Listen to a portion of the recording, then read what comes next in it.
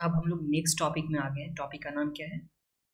ये रहा हम लोग के पास कॉस्ट ऑफ डेब्ट यूजिंग प्रेजेंट वैल्यू मेथड। तो यहाँ पे प्रेजेंट वैल्यू मेथड के हिसाब से हम लोग को कॉस्ट ऑफ डेब्ट किस तरह से निकालते हैं। ये क्या होगा?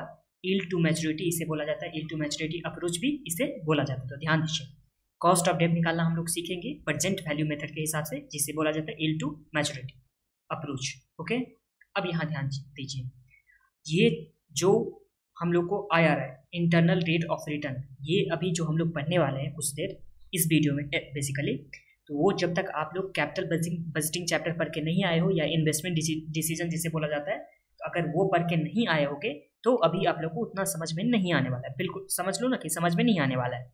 फिर भी जब एक बार आप लोग कैपिटल बजटिंग पढ़ लोगे, इन्वेस्टमेंट डिसीजन पढ़ लोगे, एक ही चैप्टर है जो चैप्टर नंबर आई थिंक 7 होगा, तो वो चैप्टर पढ़ने के बाद आप लोग को ये समझ में आएगा। तो इसलिए आप लोग कॉपी में लिख करके रख लीजिए इस टॉपिक के पास, ये पढ़ना है आफ्टर कैपिटल बजटिंग।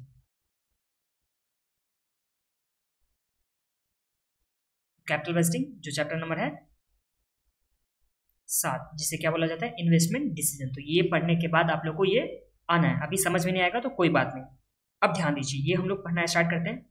इसमें क्या बोला? सबसे पहले आज ये एग्जाम्पल से ही स्टार्ट करते हैं। एग्जाम्पल दे रखा हुआ है जिसमें क्या है, a company issue 10% debenture of ₹10 each on 1/4/2013। तो यहाँ पे 1/4/2013 को, ये रहा 1/4/2013 इशू हो रहा है। क्या हो रहा है इशू? तो 10,000 डिवेंचर जिसका फेस वैल्यू कितना है 100, और ये रहा कितना परसेंट वाला, तो ये रहा 10% डिवेंचर। ये हम लोग के पास सबसे पहले दे रखा हुआ है टू बी मैच्योर 1/4/2018। तो ये मैच्योर कब होगा? 2018 को। ये रहा 1/4/2018, तो मैच्योर होगा 1/4/2018। तो यहाँ से लेकर के 1/4/2013 से लेकर के 18 तक कितना मंथ ईयर हुआ? तो ये देखिए, ये रहा हम लोग के पास 13, एंड 13 से लेकर के 18 जब जाएंगे तो हम लोग के पास कितना ईयर हो जाएगा? तो इसमें ईयर हम लोग का हो जाएगा 5 ईयर। 5 ईयर ही हुआ ना, तो 5 साल बाद ये क्या होने वाला है? मैच्योर होने वाला है। The company wants to know the current cost of its existing debt and the market price of the debenture is 80। तो यहाँ पे हम लोग को मार्केट प्राइस दे रखा हुआ 80। फिर क्या बोला सम्स में?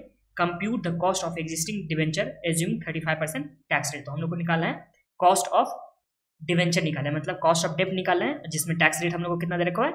35% दे रखा हुआ है। तो देखिए इस सम्स में क्या हो गया, सबसे पहले हम लोग के पास क्या दे रखा हुआ है सम्स में? आ जाइए कॉपी में ही आ जाइए, फाइनेंशियल मैनेजमेंट, ये रहा हम लोग कॉस्ट ऑफ।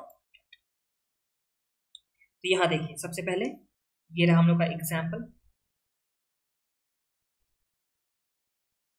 इस एग्जाम्पल में सम्स में क्या दे रखा हुआ है? तो सबसे पहले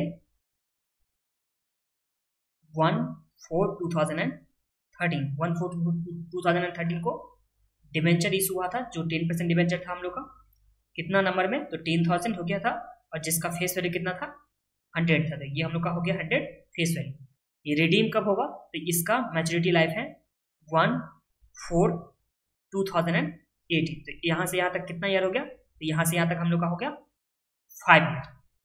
और हम लोग को बोला यहाँ पे मार्केट प्राइस कितना दे रखा हुआ है इस डिवेंचर का अभी? तो ये रहा मार्केट प्राइस हम लोग को दे रखा हुआ है ₹80, एंड टैक्स रेट दे रखा हुआ है 35%। और हम लोग को निकालना क्या है? तो निकालना है कॉस्ट ऑफ डेब्ट। सम्स में तो बस हम लोग को इतना ही दे रखा है, कॉस्ट ऑफ डेब्ट निकालना है। अब देखिए बुक में आ जाइए, बुक में किस तरह से दे रखा हुआ है। देखिए जैसे ही अगर आज के दिन में अगर कोई डिवेंचर को सेल करना चाहेगा तो उसके पास कितना पैसा आ सकता है? तो ये उसके पास कितना आ सकता है? 80 आ सकता है, जो करंट मार्केट प्राइस है हम लोग को। और ये जो 5 साल के बाद रिडीम होगा, ये जो डिवेंचर यहाँ पे 100 रुपीज फेस वैल्यू दे रखा हुआ है, ये तो 5 साल बाद रिडीम होने वाला है ना। तो यहाँ पे 5 साल तक इसे क्या मिलेगा? तो 5 साल तक इसे इंटरेस्ट मिलता रहेगा। तो इंटरेस्ट कितना मिलेगा? तो ये रहा 100 फेस वैल्यू, और 10% डिवेंचर है, तो 100 का 10% कितना आ गया? ₹10। तो ये ₹10 क्या मिलेगा? इंटरेस्ट मिलेगा। बट यहाँ पे इंटरेस्ट के वजह से टैक्स का तो सेविंग होता है ना, 0.35 टैक्स दे रखा हुआ है। इस तरह से अल्टीमेट देखा जाए तो कंपनी को इंटरेस्ट कितना लगा? तो कंपनी को इंटरेस्ट सिर्फ 6.5 लग रहा है। ये समझ में आ गया आप लोग को? देखिए सबसे पहले यहाँ देखिए आप लोग, हम लोग के पास कितना है? अगर आज के दिन में P0 देखा जाए करंट मार्केट प्राइस, तो आज के दिन में कितना प्राइस है? 80 है प्राइस। ओके, अगर कोई परचेज करना चाहता है तो 80 में परचेज कर सकता है कंपनी से। कंपनी इंटरेस्ट देगा कितना पे, तो फेस वैल्यू कितना है, फेस वैल्यू 100 है, तो हमेशा इंटरेस्ट जो होता है हमेशा फेस वैल्यू पे होता है। और डिबेंचर कितना परसेंट है, 10% डिबेंचर है, तो इंटू कितना हो जाएगा 10%, तो ये इतना आ जाएगा इंटरेस्ट। बट इस इंटरेस्ट देने के वजह से कंपनी का क्या होता है, टैक्स का सेविंग होता है, जो हम लोग पहले कर चुके हैं। तो टैक्स का कितना सेविंग होता है, तो यहाँ पे 1 माइनस 0.35, टैक्स का सेविंग कितना हुआ 0.35 सेविंग हुआ। इस तरह से अगर इसे हम लोग सॉल्व करेंगे तो ये कितना आ जाएगा 6.5। तो अल्टीमेटली कंपनी को जो इंटरेस्ट लग रहा है कितना लग रहा है 6.5 करके। ये समझ में आ गया आप लोग को। अब ये 5 साल बाद क्या होगा, 5 साल बाद क्या होगा यहाँ पे, तो 5 साल बाद होने वाला रिडीम होने वाला है, और रिडेम्पशन का वैल्यू कितना हो जाएगा 100 हो जाएगा। ये 5 साल बाद रीपेमेंट होगा,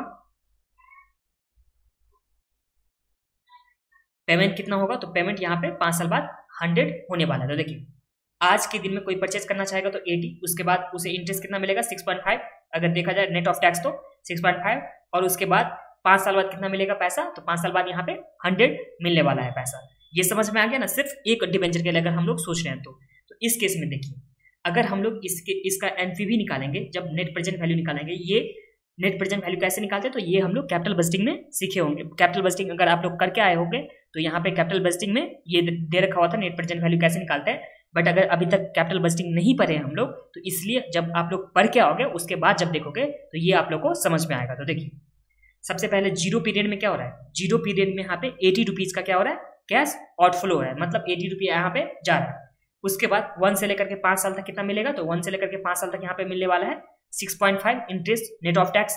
यहाँ पे इंटरेस्ट मिलने वाला था ₹10 एक डिवेंचर के लिए, बट यहाँ पे फेस वैल्यू कितना दे रखा, 100 दे रखा था, 100 का 10%, तो यहाँ पे ₹10 मिलने वाला था। बट उसमें टैक्स 35% से टैक्स का क्या होता है, सेविंग होता है, तो जिसकी वजह से यहाँ पे इंटरेस्ट कितना मिलेगा, तो इंटरेस्ट 6.5 का मिलेगा। एक सेकेंड चेक कर लूँ रिकॉर्डिंग हो रहा है कि नहीं। तो ये हो गया हम लोग का बात। एंड उसके बाद 5 साल के बाद क्या होगा, कंपनी को रिपेमेंट करना होगा, 100 का रिपेमेंट करना होगा, तो ये हम लोग का क्या हो गया 100 हो गया। अब यहाँ पे एज्यूम कितना क्या है, डिस्काउंटिंग फैक्टर 10% एज्यूम क्या है, और एक डिस्काउंटिंग फैक्टर कितना परसेंट 15% एज्यूम क्या है।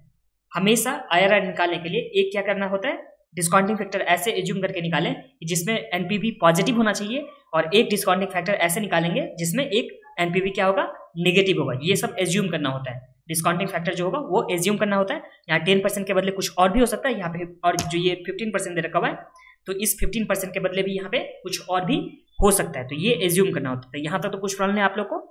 अब ध्यान दीजिए, इसे एक बार इसमें ही देखते हैं, कॉपी में आ जाइए आप लोग।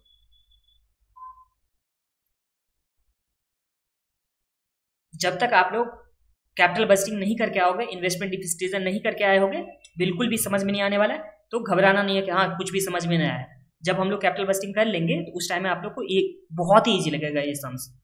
तो देखिए ईयर, सबसे पहले 0 ईयर में यहाँ पे आउटफ्लो होगा, क्या होगा, आउटफ्लो होगा 80 का इन्वेस्टर के व्यू पॉइंट से। तो ये हो गया कैश फ्लो।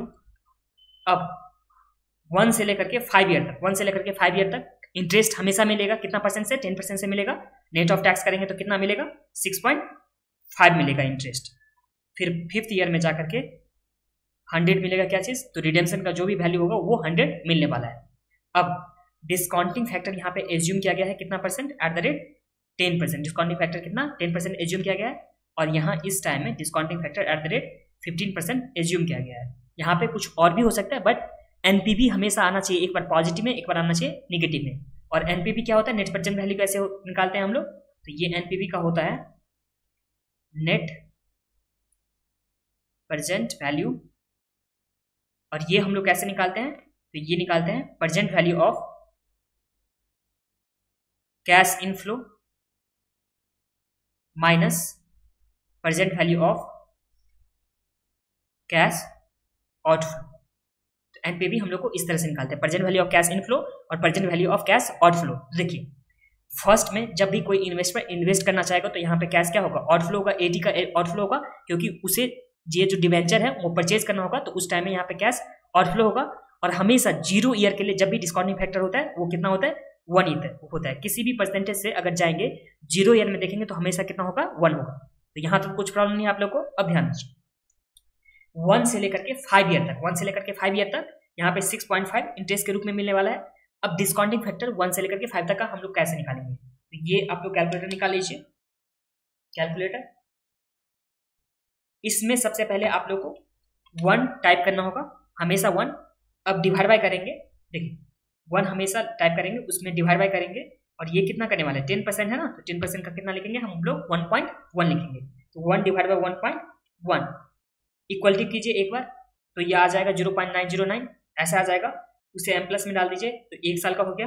फिर इसी तरह से दूसरा बार इक्वलिटी कीजिए, फिर एम प्लस में 2 साल का हो जाएगा, फिर तीसरा साल का, फिर चौथा साल का, फिर 5वां साल का। तो इस तरह से आप लोग एम प्लस में डालते जाओगे तो ये आप लोग का कितना आ जाता है, फिर एमआरसी करने से 3.791।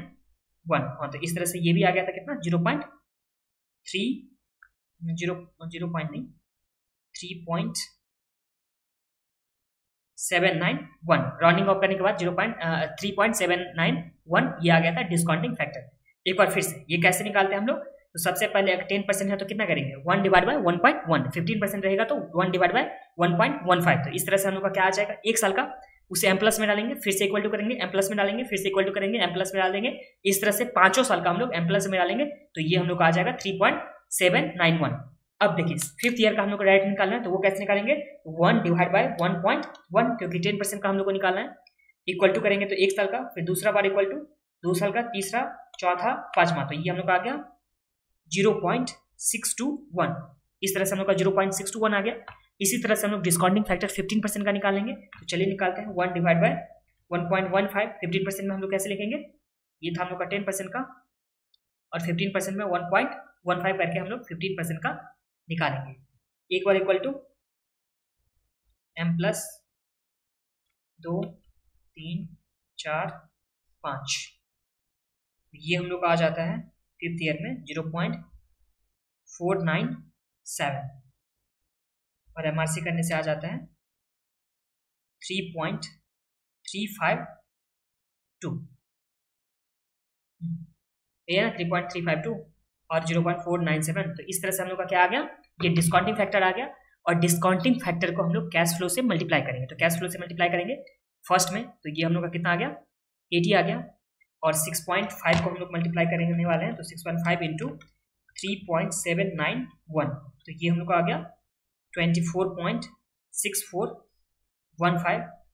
उसके बाद हम लोग मल्टीप्लाई करेंगे, ये हम लोग का निगेटिव में आ जाएगा, फिर 100 इंटू 6.621, ये आ गया 62.1। इसी तरह से 15% में हम लोग निकालेंगे, तो 15% का भी आप लोग निकाले, 80 इंटू 1 कीजिए, तो ये हम लोग का आ गया 80। फिर ये आ जाएगा 6.5 इंटू 3.352, तो ये आ जाता है 21.788। फिर ये आ गया 49.7, और ये 80 आ गया निगेटिव में आ गया। अब इसे नेट कीजिए, तो ये हम लोग का क्या आ जाएगा एनपीवी, बिकॉज यहाँ पे आउटफ्लो जो इनफ्लो हो रहा, देखिए आउटफ्लो सबसे पहले 80 का होगा तो वो निगेटिव में गया, तो कैश आउटफ्लो माइनस आ गया।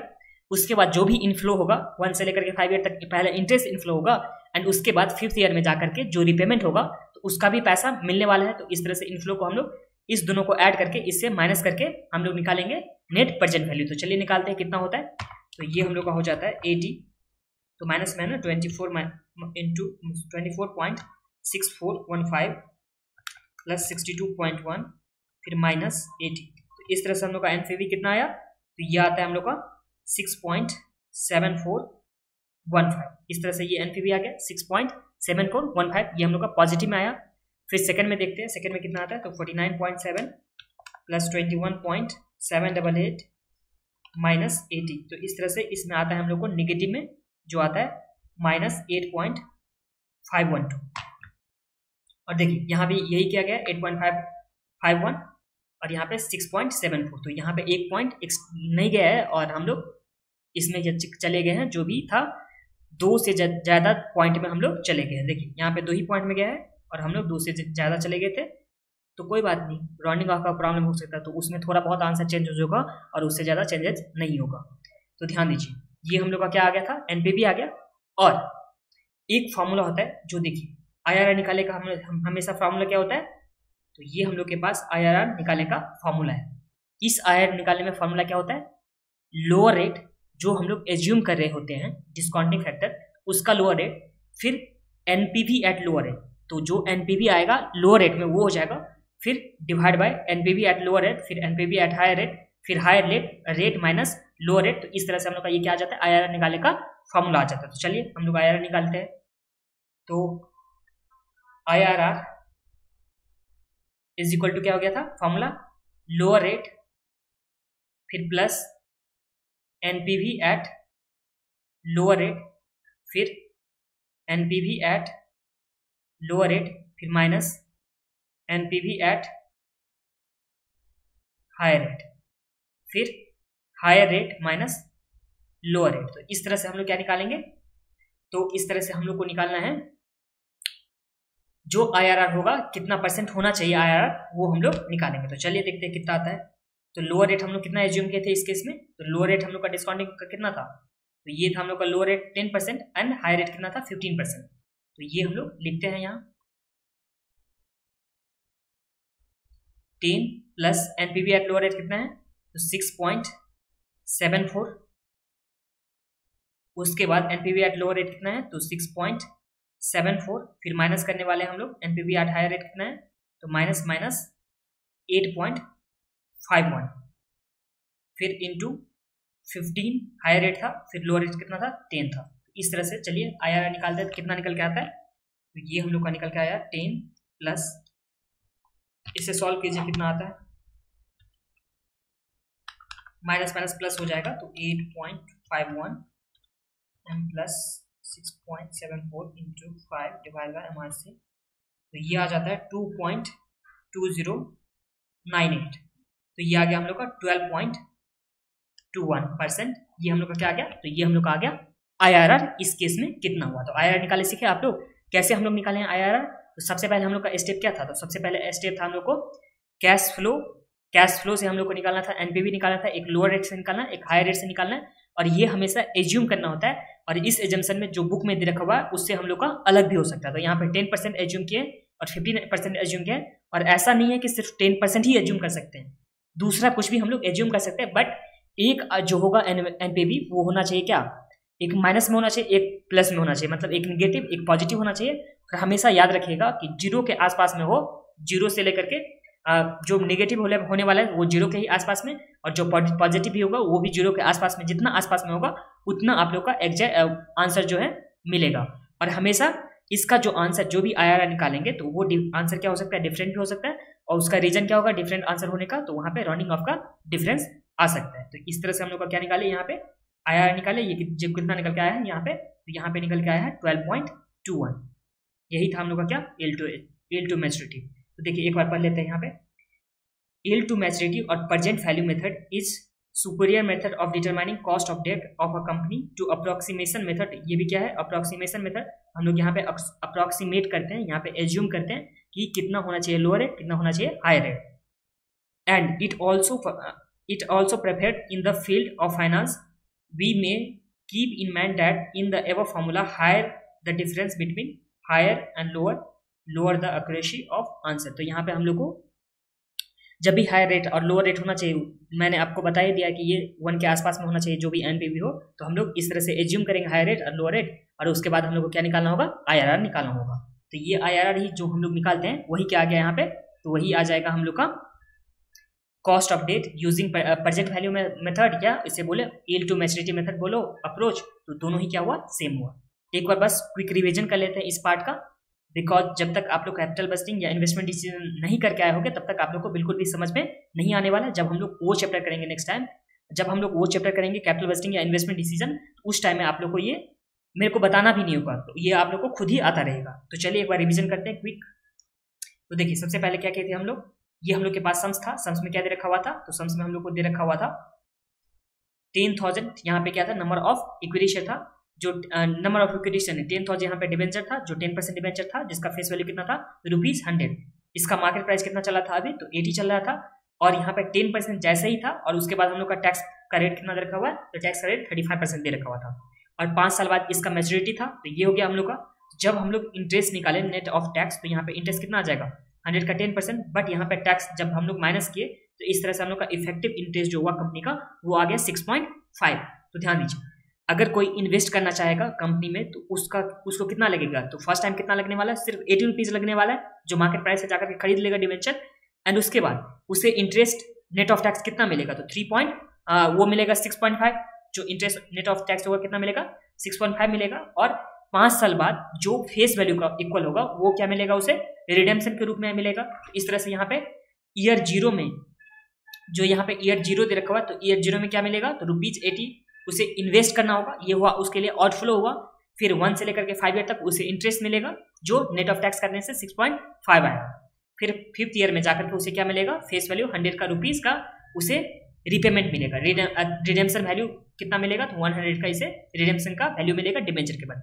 अब ध्यान दीजिए, हम लोग ईयर यहाँ पे लिखे, ईयर में यहाँ पे 0 ईयर में यहाँ पे सब लोग क्या कर रहा था, कोई भी इन्वेस्ट करना चाहेगा तो उसे आउटफ्लो करना होगा, जो यहाँ पे आउटफ्लो हमेशा क्या आता है, नेगेटिव आता है, और एज्यूम किए थे डिस्काउंटिंग रेट 10% और 15%। और हमेशा याद रखिएगा कि 0 ईयर में जो होगा डिस्काउंटिंग फैक्टर, वो हमेशा जो भी डिस्काउंटिंग होगा फैक्टर वो हमेशा 1 होने वाला है 0 ईयर में, चाहे कोई भी परसेंटेज हो उससे कोई मतलब नहीं है, हमेशा 1 आता है।